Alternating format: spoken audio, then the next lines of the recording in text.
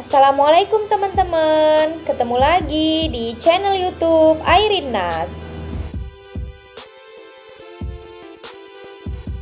Makasih buat teman-teman yang udah ngikutin cerita aku sampai sejauh ini. Buat teman-teman yang baru bergabung, jangan lupa subscribe dan dihidupkan loncengnya ya, supaya setiap aku upload cerita yang terbaru, kalian dapat notifikasinya.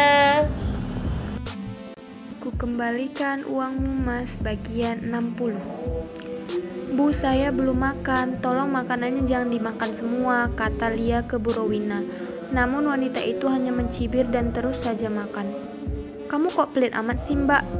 Biasa lagi, ibu juga hanya orang tua dan kami biasa makan seperti ini, kata Ambar menimpali.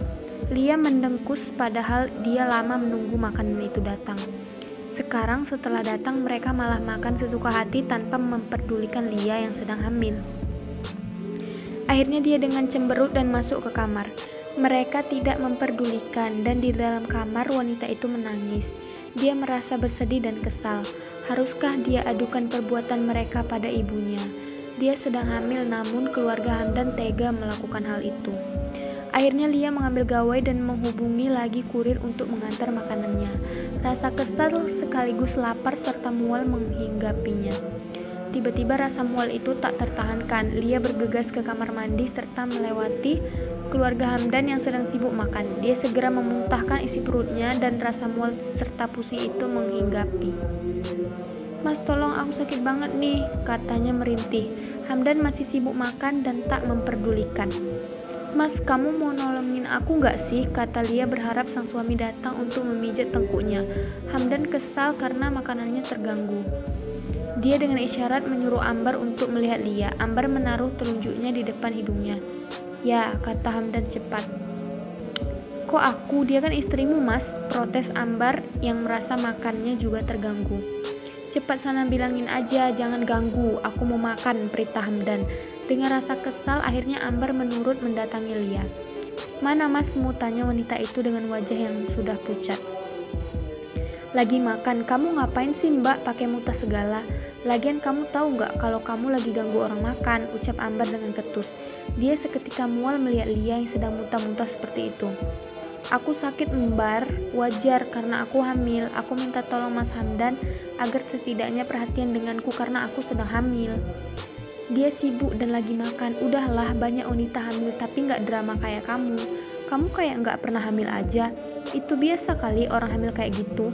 Dulu Yuni hamil nggak pernah drama kayak kamu. Dia malah nyuci, masak dan gosok juga. Udahlah, kamu ganggu kami makan aja, kata Ambar dengan kesal. Kamu kenapa nyamain aku sama Yuni? Aku nggak suka. Kamu sama aja sama masmu. Aku bukan babu kayak Yuni. Paham kamu? Lia mendengkus kesal ke Ambar. Dia segera mencuci wajahnya dan menyiram bekas muntahannya yang tak keluar apapun. Dengan langkah tertatih, Lia pergi dari hadapan Ambar. Ambar hanya mencibir karena kesal makannya diganggu. Lia masuk kamar dan menarik nafas dalam-dalam. Ternyata keluarga Hamdan sangat toksik. Dia bisa mati berdiri menghadapi mereka. Kalau menghadapi Hamdan seorang saja dia bisa stres, kini ditambah menghadapi ibu dan adiknya juga. Apakah Yuni dulu semenderita ini? Kalau benar, maka alangkah beruntungnya dia bisa bercerai dari Hamdan dan sekarang menjalin hubungan dengan pria yang tampan sepertinya mapan. Tidak seperti Hamdan yang sekarang berubah jadi monster menyebalkan. Assalamualaikum, suara itu. Lia bergegas karena dia yakin paket makanannya sampai. Wanita yang sudah kelaparan itu bergegas ke depan dan segera membayarnya. Kamu pesan makanan lagi? Tanya Hamdan. Lia tak menjawab dan dia mengambil piring. Mereka sepertinya sudah siap makan.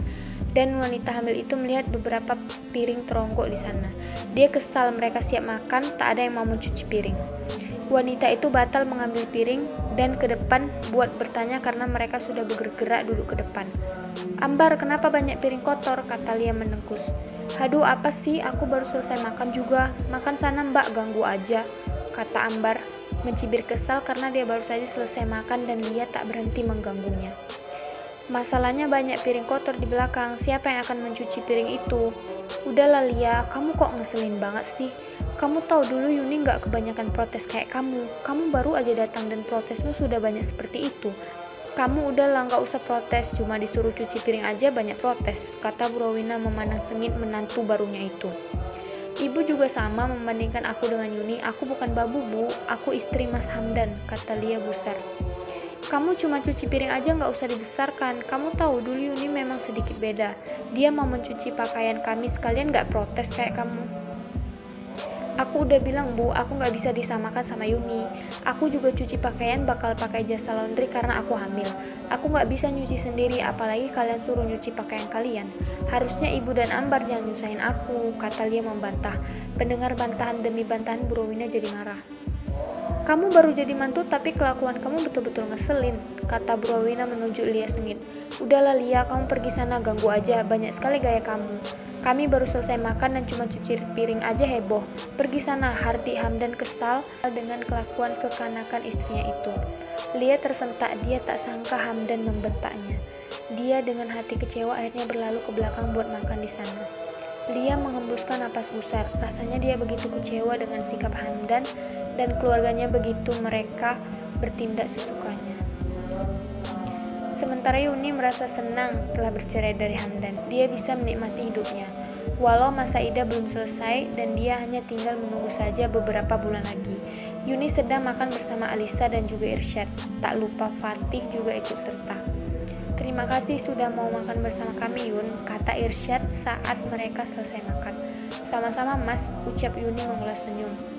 Yun, bagaimana jawaban kamu? Tanya Irsyad memandang Yuni. Wanita itu bingung mau menjawab apa karena dia merasa nyaman sendiri dulu dan belum ada pikiran menikah atau apa. Maaf Mas, saya masa idah saja belum selesai, jadi mohon maaf saja dulu belum bisa menjawab. Iya, saya paham, maaf kalau membuatmu kepikiran Yun. Berarti saya dan keluarga harus lebih meyakinkan kamu, karena kamu sekarang masih dilema kan? Maafkan saya Mas, kata Yuni menyesal. Bukan salah kamu kok, aku akan bersabar menunggumu. Terima kasih Mas dan mohon maaf, ujar Yuni menundukkan kepalanya. Dia merasa belum yakin. Entah mengapa seperti ini saja lebih menyenangkan sekarang, karena Yuni masih baru bercerai dan tak mau gegabah. Kamu gak apa pulang sendiri Yun? Tanya Irsyad saat mereka sudah selesai makan. Aku juga datang sama Rita dan Sigit. Yang gak apa-apa lah Mas, Yuni mengulas senyum. Tadi Irsyad menawarkan mau menjemput tetapi Yuni menolak karena memang sengaja mengajak Rita dan Sigit pergi juga, walau mereka makan di meja sendiri. Alasannya Fatih mau membuat konten dengan mereka. Ya sudah, kamu hati-hati di jalan ya, kata Irsyad ke Yuni. Wanita itu mengulas senyum dan memeluk Alisa sebelum berpisah. Kamu nolak Pak Irsyad Mbak? Tanya Rita kepo saat mereka sudah di dalam mobil. Sigit yang menyetir. Setelah Rosita dan Wira pulang kampung, hubungan Yuni dan Rita semakin dekat. Yuni suka cerita ke dia seperti saat Yuni suka cerita ke Rosita, sehingga Rita tak sungkan lagi. Yuni memandang Rita sekilas dan mengelap kasar wajahnya. Dia menghela napas dalam seperti ada tekanan besar dalam dirinya. Masa idahku belum selesai Rita. Bukan karena kamu gak bisa move on dari suami kamu dulu kan? Maksudmu Mas Hamdan? Gelai, ngapain aku gak bisa move on dari orang kayak dia? Yuni mencibir. Rita terkekeh mendengar jawaban Yuni. Terus kenapa kamu nolak cowok sekeren itu Mbak? Kamu masih trauma ya Mbak? Akibat perselingkuhan itu, sambung Sigit. Dia tahu betul karena ikut memata-matai Hamdan. Begitulah. Jangan biarkan trauma menimpamu Mbak. Kamu berhak bahagia, kata Rita menyambung. Aku hanya perlu meyakinkan diriku Rita. Aku harus yakin dulu karena gak berani sembarangan. Mas Irsyad mengerti karena aku juga masa idah belum selesai dan aku gak bisa dipaksa seperti itu. Yuni menjawab dengan helaan nafasnya. Semangat Mbak. Apapun itu semoga kamu bisa melakukan yang terbaik buat hidup kamu Mbak. Makasih Rita sudah mendukung dan mendengar keluh kesahku, kata Yuni. Rita mengangguk dan mengulas senyum. Mbak, itu kayak mantan suami kamu, tetapi dia kayaknya lagi dorong motornya. Kok tumben gak bawa mobil? Kayaknya motornya mogok deh. Rita menunjuk keluar dan mata Yuni menyipit. Sigit memelankan laju mobilnya. Benar, kayaknya kasihan juga malah udah malam, ucap Yuni melihat Hamdan. Walau dia kesal sebenarnya dengan lelaki itu, namun dia adalah ayah dari anaknya Cecil. Terus Mbak, tanya Sigit. Kita tepikan saja sebentar, kata Yuni. Sigit mengikuti perintah dan mereka menepikan mobil serta membuka kaca setelah mobil menepi.